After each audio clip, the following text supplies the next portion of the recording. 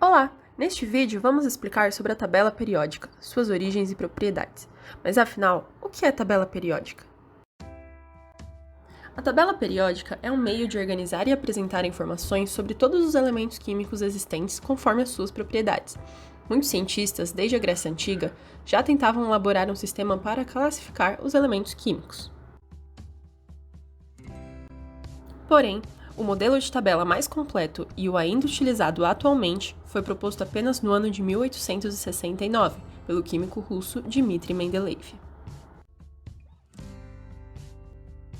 Mendeleev passou a chamar sua tabela de tabela periódica dos elementos, pois sua organização era feita periodicamente, ou seja, os elementos eram organizados por ordem crescente de massa atômica e suas propriedades químicas se repetiam periodicamente.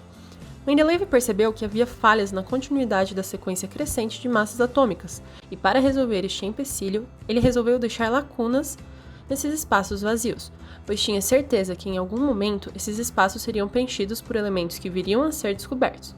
Ele até conseguiu deduzir a massa atômica que aquele elemento ainda não descoberto poderia ter, baseando-se na posição que as lacunas ocupavam na tabela. Apesar de Mendeleev estar bem confiante, os cientistas não aceitaram totalmente a sua tabela, pois alguns elementos com propriedades químicas muito parecidas possuíam massas atômicas bem diferentes, como o cloro, bromo e o iodo. Por volta de 1913, o físico inglês Henry Moseley fez importantes descobertas em seus estudos sobre a estrutura dos átomos, estabelecendo o conceito de números atômicos. O físico observou que, quando os elementos eram organizados em ordem crescente de números atômicos, suas propriedades se repetiam periodicamente. Suas descobertas corrigiu os erros de Mendeleev, assim chegando a uma versão de tabela periódica muito semelhante com a que usamos hoje, com 118 elementos químicos. Nossa tabela é composta por 7 linhas que chamamos de períodos e que indicam a quantidade de camadas eletrônicas que os átomos de tais elementos possuem, e 18 colunas que chamamos de famílias ou grupos. Cada uma delas reúne elementos com propriedades químicas parecidas, pelo fato de apresentarem a mesma configuração eletrônica na camada de valência. Continuando com os metais, semimetais, não metais e gases nobres. Podemos observar no esquema ao lado como eles são organizados na tabela. Temos a maior parte da tabela periódica constituída por 87 elementos, como prata, ouro, zinco e alumínio. Os semimetais somam 7 elementos que podemos citar como exemplo o silício e o polônio. Partindo para os não metais ou ametais, eles são ao todo 11 elementos, como carbono, nitrogênio e oxigênio. Na tabela também contamos com 6 gases nobres, como o neônio e o argônio de exemplo. Por não possuir semelhança com nenhuma família, o hidrogênio destaca-se no topo da tabela. A seguir, vamos detalhar cada um desses elementos. Vemos aqui as principais características dos metais. Eles são brilhosos quando recebem polimento, são sólidos em temperatura ambiente, com exceção do mercúrio, que é um metal líquido. Além de serem bons condutores de eletricidade e calor, e também se destacam pela sua resistência e maleabilidade. Não metais ou ametais são achados em estado sólido, como exemplo iodo e enxofre, em estado gasoso, como oxigênio e nitrogênio. Eles não apresentam brilho, com exceção do carbono e do iodo, no formato de diamante. Não são bons condutores de calor e eletricidade, a não ser se o carbono estiver na condição de grafite. Geralmente possuem mais de 4 elétrons na última camada eletrônica, e isso influencia na ganha de elétrons e se transformam em íons negativos.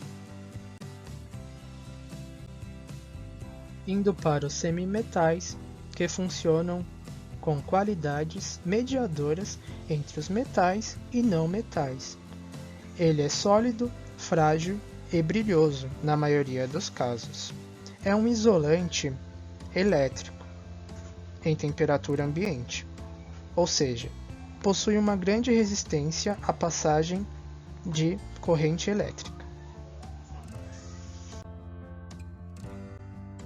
Temos aqui os gases nobres. Eles dificilmente combinam com outros elementos. Possuem a última camada eletrônica completa, com 8 elétrons. O hélio é uma exceção, pois possui apenas uma camada, a camada K, que está finalizada com 2 elétrons. O hidrogênio apresenta apenas um elétron na camada K, que é sua única camada quando todos os outros elementos possuem duas. Por essas características particulares e diferentes, o hidrogênio é destacado no topo da tabela. Agora vamos entrar na parte de propriedades periódicas.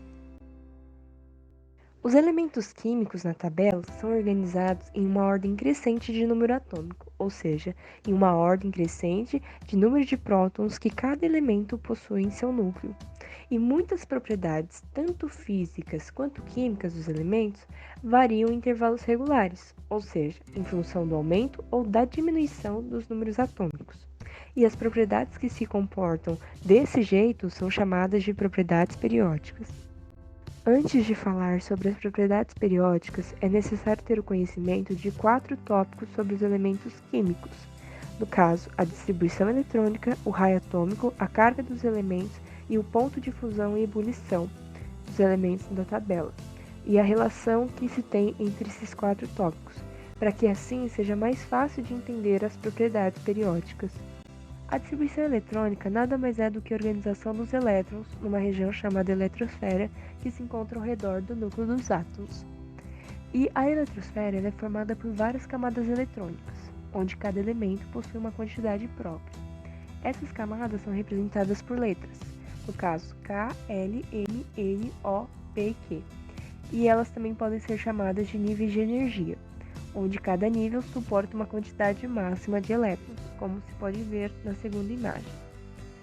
Outra coisa que vale ressaltar é que cada nível também tem os seus subníveis de energia, no qual cada um suporta uma quantidade de elétrons. Então, em cada nível existem os subníveis S, P, D e F, onde cada um suporta uma quantidade de elétrons também. No caso do S, 2 elétrons, o P, 6 elétrons, D, 10 elétrons e F, 14 elétrons. Tendo conhecimento sobre distribuição eletrônica, podemos relacioná-la com a tabela periódica. Isso porque a quantidade de níveis de energia se relaciona com os períodos da tabela. No caso, aumentam de cima para baixo, como se pode ver pela figura. Um exemplo também seria analisar o lítio, que se encontra no segundo período, e por conta disso, ele possui 2 camadas eletrônicas. Outra relação que podemos fazer é distribuição eletrônica e raio atômico. O raio atômico é o tamanho do átomo, a distância do núcleo até a última camada eletrônica. Então, podemos dizer que o raio atômico se dá pela quantidade de camadas eletrônicas do elemento, ou seja, quanto maior for o número de camadas, maior será o raio atômico. Entretanto, ele também depende do número atômico, pois quanto maior for o número de prótons no núcleo de um elemento, maior será a sua atração sobre os elétrons, diminuindo assim o raio atômico. Então, concluindo, podemos dizer que o raio atômico ele cresce da direita para a esquerda, sentido que diminui o número atômico dos elementos, e de cima para baixo, sentido que cresce o número de camadas eletrônicas dos elementos. Outra relação que podemos fazer é a relação carga nuclear efetiva e raio atômico. A carga nuclear efetiva pode ser entendida como o resultado da subtração da quantidade de prótons do núcleo de um elemento com os seus elétrons de blindagem, tendo como resposta a real atração do núcleo com os elétrons de valência. E a relação é porque quanto maior a carga nuclear efetiva, maior será a atração do núcleo sobre os elétrons, diminuindo assim o raio atômico. Então, podemos dizer que a relação é inversamente proporcional, tendo a carga nuclear crescendo da esquerda para a direita e de cima para baixo, porque é o sentido que aumenta o número de prótons no núcleo do elemento, fazendo com que sua atração sobre os elétrons seja maior. E o raio atômico ele cresce da direita para a esquerda e também de cima para baixo. De cima para baixo porque está relacionado com os períodos. Então, quanto maior for o número de períodos, maior será o raio atômico. Agora vamos falar sobre a relação do ponto de fusão e o de ebulição com a tabela periódica. O ponto de fusão é a temperatura que um determinado material passa do estado sólido para o líquido. Já o ponto de ebulição é a temperatura que o material passa do seu estado líquido para o gasoso. Esses pontos se classificam como propriedades periódicas, pois variam de acordo com o número atômico dos elementos. Na família 1, os pontos de fusão e ebulição diminuem ao passo que o número atômico aumenta. Já na outra extremidade da tabela, na família 17, à medida que o número atômico aumenta, os pontos de ebulição e fusão aumentam também. Além disso, os pontos de fusão e ebulição crescem das extremidades para o centro em elementos que são do mesmo período. Além da influência do número atômico, esses pontos também recebem influência de forças intermoleculares, pressão e tamanho da cadeia molecular. Agora que os 4 tópicos foram citados e relacionados, consegue-se entender com mais clareza os conceitos de propriedades periódicas a seguir. Bom, raio atômico nada mais é do que a distância do núcleo do átomo até a sua camada de valência. O raio de um cátion é menor do que o raio de seu átomo neutro, pela força de atração do núcleo aumentar pela perda de elétrons. Já o ânion, por sua vez, tem um raio maior do que seu átomo neutro, pois sua força de atração é menor que a força de repulsão dos elétrons. A distância entre o núcleo de 2 átomos iguais é igual a 2 vezes o raio. Na tabela periódica, o raio atômico aumenta para baixo e para a esquerda. É inversamente proporcional à afinidade eletrônica e segue o mesmo padrão da eletropositividade. O átomo de maior raio é o frâncio.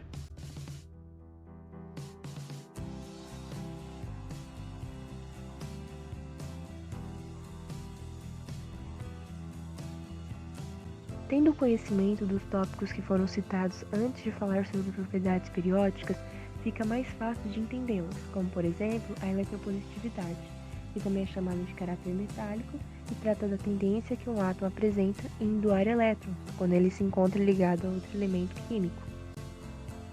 E a eletropositividade ela está relacionada com 3 fatores. O primeiro fator é o raio atômico, então quanto maior for o raio atômico, maior é a eletropositividade. Isso porque quanto maior o raio atômico, menor será a atração do núcleo com os elétrons da última camada, sendo mais fácil assim deles serem doados. Outro fator é o período. Quanto menor for o número atômico, maior será a eletropositividade. E isso também tem a mesma explicação do primeiro fator. É porque terá uma menor atração com os elétrons da última camada, fazendo com que seja mais fácil deles serem doados numa ligação com outro elemento. E a eletropositividade, ela cresce da direita para a esquerda por conta disso, né? Porque vai diminuindo o número atômico. O terceiro fator está relacionado com a família, pois se analisarmos a eletropositividade dentro de uma família, podemos observar que ela cresce de cima para baixo. Ou seja, mesmo com o aumento do número atômico, também se tem um aumento do número de níveis. E isso faz com que aumente a eletropositividade, mesmo com esse antagonismo, né, do crescimento do número atômico. Então, de uma maneira geral, podemos dizer que a eletropositividade cresce de cima para baixo e da direita para a esquerda.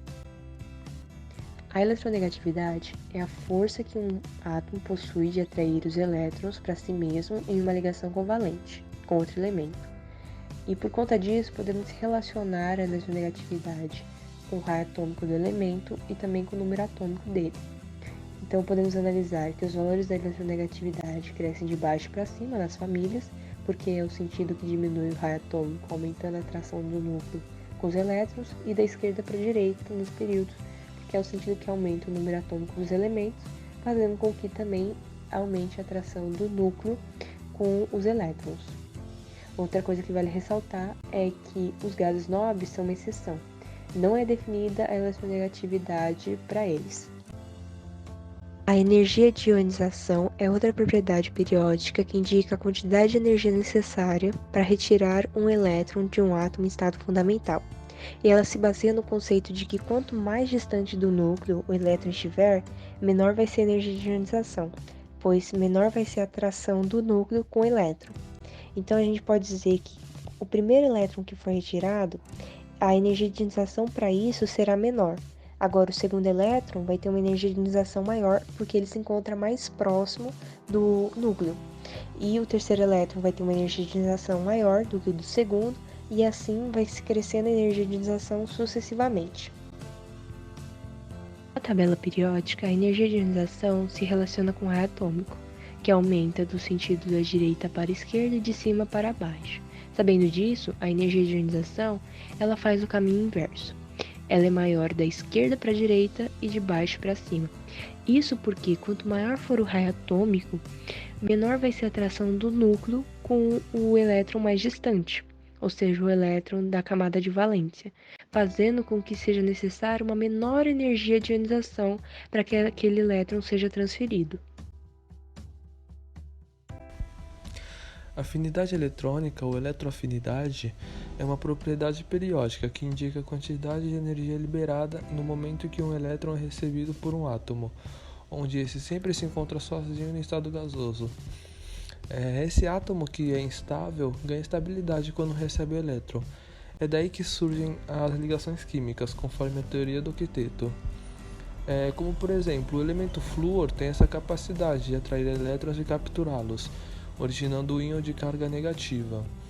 Quando isso ocorre, é liberada uma quantidade de energia específica para cada elemento. No caso do flúor, essa energia é de 328 kJ. Desse modo, essa energia liberada é definida como eletroafinidade, pois mede o grau de afinidade ou a potência de atração do átomo pelo elétron adicionado.